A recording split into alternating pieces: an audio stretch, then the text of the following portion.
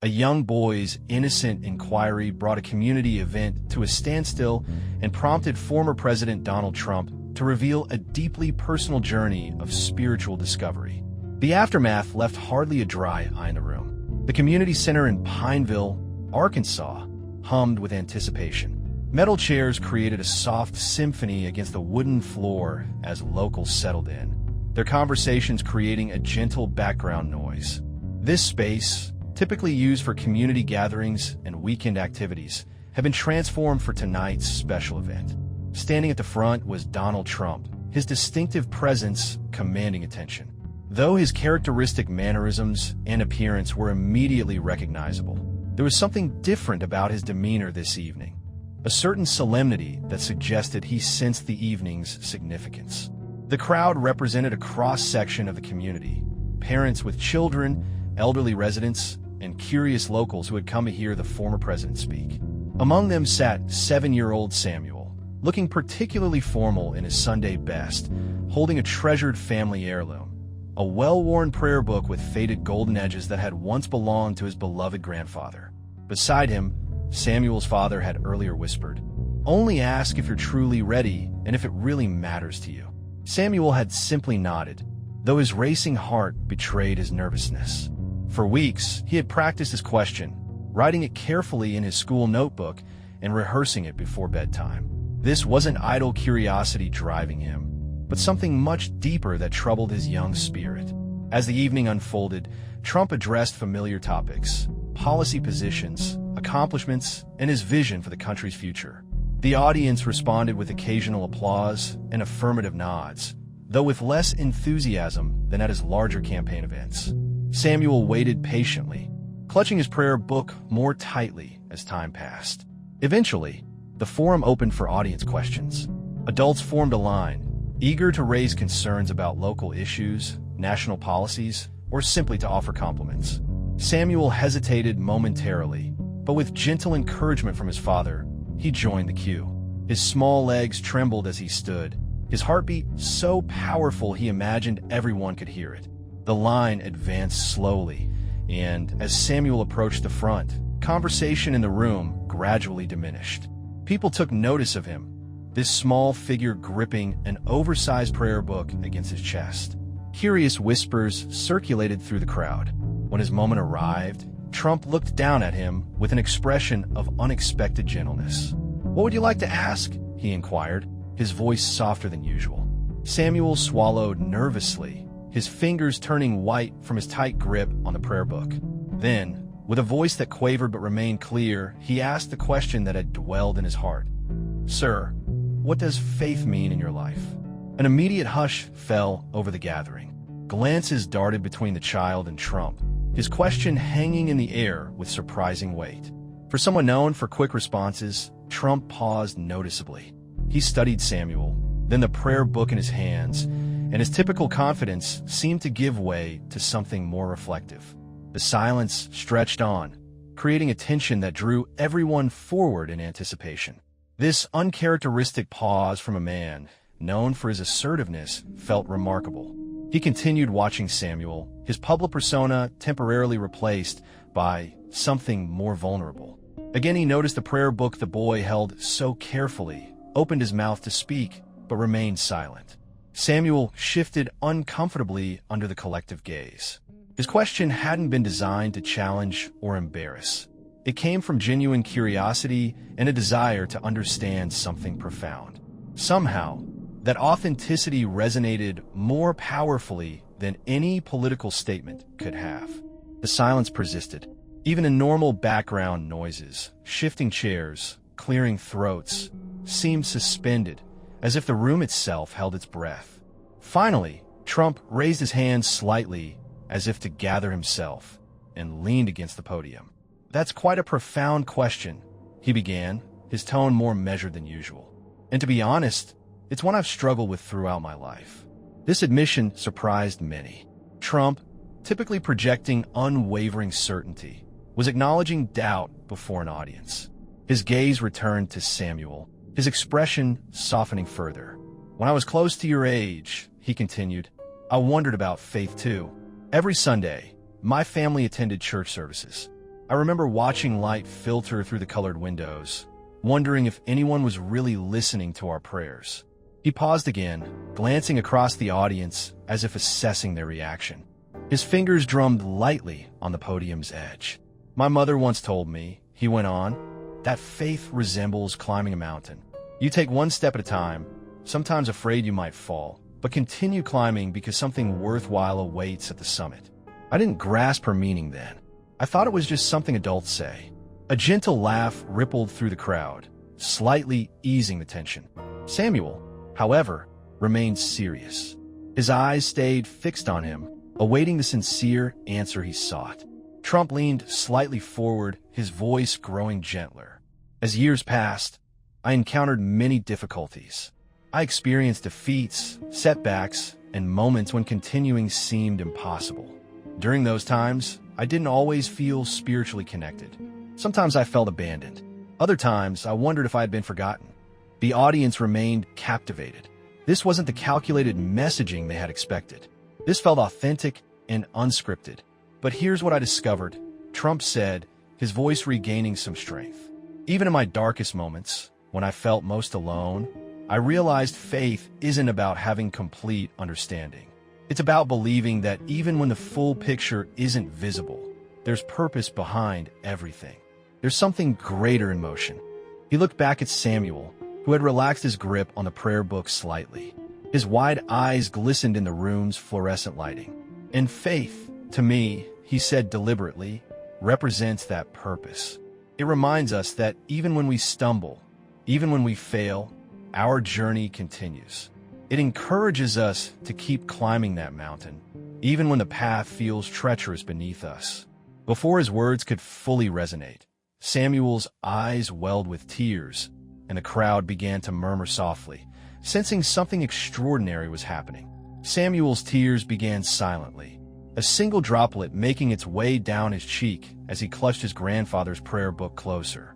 Then, as Trump's message lingered, his shoulders began to shake. The crowd noticed, their whispers growing louder, though no one interrupted the moment. His father leaned closer, instinctively placing a comforting hand on his back. "It's all right, son," he whispered gently. But Samuel shook his head. These weren't tears of sadness. They expressed something much deeper. Trump had articulated something he needed to hear, touching a part of his young heart he had kept guarded. Trump seemed to recognize his reaction and stepped away from the podium, his expression uncommonly gentle. "What's your name?" he asked softly. "Samuel," he replied, barely audible. "That's a strong name," he said with a slight smile. "You know, Samuel, sometimes the simplest questions are actually the hardest to answer. And sometimes those questions remind us what truly matters." Samuel nodded, his tearful gaze fixed on him. "My grandfather always said that," he said quietly.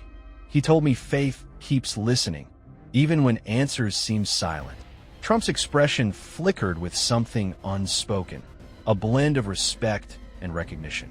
He took a deep breath and addressed the audience again. This young boy just asked something that most grown-ups avoid asking. What does faith mean in life? It's challenging because it forces us to look within. It makes us confront our uncertainties, our doubts, and our imperfections. The room grew completely still, his words resonating deeply with everyone present. For a moment, Samuel seemed to represent something larger than himself. His courage had transformed the evening from a routine political gathering into a profound reflection on faith and human experience. Trump continued, his voice steady but gentler than before. "We often search for answers outside ourselves. We believe success, power, or wealth will provide what we're missing, but they don't.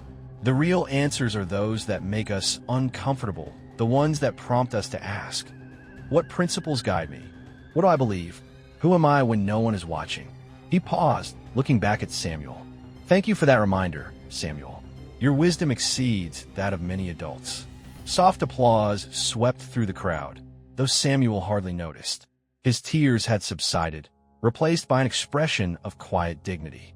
He wiped his face with his sleeve and glanced up at his father, who returned his gaze with glistening eyes. As the applause faded, Trump's tone shifted again, suggesting the conversation was far from concluded and that deeper revelations awaited. The room grew even quieter, as if anticipating his next words. He adjusted his position at the podium, scanning the audience before returning his attention to Samuel. His expression carried a heaviness that seemed to originate from somewhere beyond politics or public persona. In my younger days, Trump began, his voice softer now, I believed I had everything figured out. I had ambition, plans, and determination to succeed.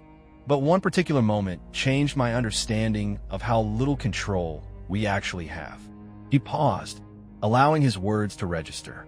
The audience leaned forward, their interest evident. Trump rarely offered glimpses into his personal life, and now it appeared he was about to do so. My brother Robert, he continued, was among the most compassionate, authentic individuals I've ever known. He possessed a warmth, a goodness I couldn't fully comprehend then. But Robert faced struggles. He battled personal demons, and despite my family's efforts to help, it wasn't sufficient. Trump's voice wavered momentarily, and he cleared his throat. When we lost him, I felt rage. Rage toward him, toward myself, toward any higher power. I couldn't reconcile why someone so good, with such potential, would leave this world prematurely. Samuel continued, watching him intently, his young face showing wisdom beyond his years. Throughout the room, others appeared equally engaged, their expressions mixing sympathy with curiosity. For considerable time afterward, Trump continued, I distanced myself from faith. I questioned, if there is divine presence, why allow such tragedy? Why take someone like Robert while leaving me behind? He exhaled deeply, gripping the podium's edge. But eventually something changed. Whether dream or memory, I'm not certain, but one night I visualized Robert's face. He wore that characteristic warm smile of his, and I seemed to hear him say, don't hold on to anger. You have important work ahead. The audience remained silent, his words creating an almost physical presence in the room. Even distant traffic sounds seemed to fade, leaving only Trump's voice and the collective heartbeats of those present. I then understood, he said, his voice steadying, that faith isn't about comprehending everything. It's about trusting there's meaning, even when it's not apparent. And perhaps Robert's purpose included teaching me that lesson. He turned back towards Samuel, his expression softening. So, when you ask what faith means in my life, I'd say this. It's my reason to persevere through difficulties. It reminds us we exist for more than just ourselves, and it provides hope even in our darkest hours. Samuel's eyes glistened again, but this time his tears remained unshed. Instead, he stood taller, holding his grandfather's prayer book with both hands, as if it represented his most precious possession. Just as the room settled into the gravity of his narrative, someone from the audience raised a hand, breaking the silence and redirecting attention. A man toward the rear of the hall rose slowly, hands still raised. His weathered face, marked by years of labor, bore a serious expression. He resembled countless ordinary Americans, perhaps a construction worker, a father, someone who attended worship services when circumstances permitted. His voice, however, penetrated the stillness with remarkable clarity. Sir, he said, his words careful and deliberate, I've spent decades trying to understand my own spiritual journey. Hearing you discuss it this way, addressing doubt, anger, and hope, makes me wonder if many of us simply fear admitting our struggles. Do you think that's part of our challenge? The question seemed unexpected to Trump, yet he responded without much hesitation. He leaned slightly on the podium, meeting the man's gaze. You know, he began, I believe many of us fear admitting we aren't as strong as we pretend to be. Faith isn't simple. It's complex, sometimes confusing, and often feels like shouting into emptiness. But that's precisely what makes it powerful. It's not about perfection. It's about continuing to try, even without all the answers. The man nodded, his expression softening as he returned to his seat. A murmur of agreement moved through the crowd. Then Samuel's voice emerged clearly. My grandfather compared faith to gardening, he said, his words surprisingly clear despite his small stature. The seeds aren't visible right away when they're growing, but you have to believe they will eventually appear. Trump smiled, a genuine, almost tender expression that transformed his typically guarded demeanor. Your grandfather sounds remarkable, he he said. And he's absolutely right. Faith resembles a seed. It might not grow as expected, but that doesn't mean it isn't developing in ways we can't yet perceive. The conversation brought renewed energy to the room. People began nodding, exchanging glances, and whispering to neighboring attendees. What had begun as a structured town hall had evolved into something more intimate, a shared exploration of life's challenges, uncertainties, and moments of connection. An elderly woman with neatly arranged silver hair raised her hand next. "I lost my husband of 50 years last spring," she said, her voice unsteady. "I've felt angry at God ever since. I feel my faith has disappeared completely. Is it possible to rediscover it?" Trump moved closer to the stage edge, his voice gentle but firm. "It's never too late," he assured her. "Faith isn't permanently lost. It waits patiently and often returns in the quietest moments, when least expected." The woman nodded, tears shining in her eyes. Around the room, others appeared equally moved, some dabbing tissues at their faces, others simply sitting in contemplative silence. As Trump's words settled into the hearts of those present, it became evident that the evening had transcended questions and answers. It had become about human connection, and what followed would only strengthen that bond.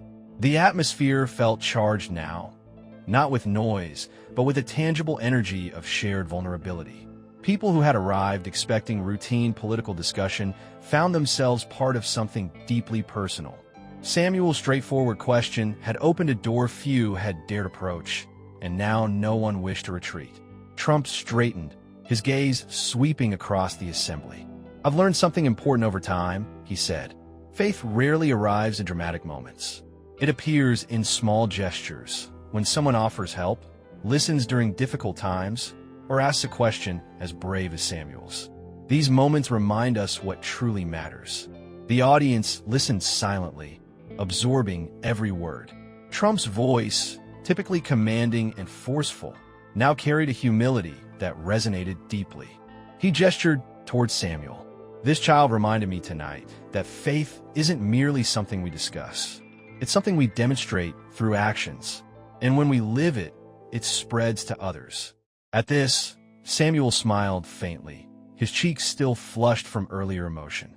His father drew him close, whispering something that broadened the boy's smile slightly. Trump's tone grew more resolute.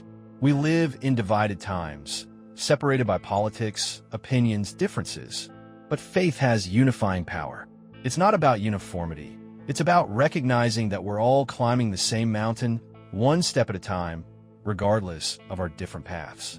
Applause began gradually, then gained momentum. People rose to their feet, applauding not just for Trump, but for the moment itself, for Samuel's courage in asking his question, and for the responses it had elicited from everyone present. As the applause diminished, Trump offered final thoughts. "Tonight, consider what faith means in your own life. Don't fear your answer, however uncertain it might be, because faith isn't about knowing everything. It's about believing despite uncertainty." He paused, allowing his words to resonate before adding, "And if something touched you tonight, preserve it, nurture it, and share it with those who need it most." The room erupted in renewed applause, this time accompanied by embraces, handshakes, and emotional tears. Strangers who had entered with mere polite acknowledgments now lingered, exchanging smiles and personal stories. A collective burden seemed lifted, replaced by quiet hopefulness. Samuel, standing beside his father, watched Trump leave the podium. He approached him, kneeling slightly to meet his gaze. "Thank you, Samuel," he said, his voice quiet but sincere. "You possess more courage than many people twice your age. Always maintain that quality." He nodded, extending his small hand to shake his. "Thank you for answering," he replied, his voice now steady. Trump stood, offering a gentle smile, before turning to wave at the crowd as he departed. The room remained filled with conversation, the attendees visibly affected by what they had witnessed. Samuel looked up at his father, speaking softly but with certainty. Grandfather would be proud, wouldn't he? His father smiled, tears gathering in his eyes. "More than proud, son. He would be absolutely amazed." As the hall gradually emptied, a clear message lingered. Sometimes our bravest questions lead to unexpected answers. And within those answers, we discover parts of ourselves we never knew were missing. If this account moved you, reflect on your own spiritual journey and perhaps share your thoughts with someone who might benefit from hearing them. And remember to follow our publication for more stories that inspire, challenge, and bring communities together.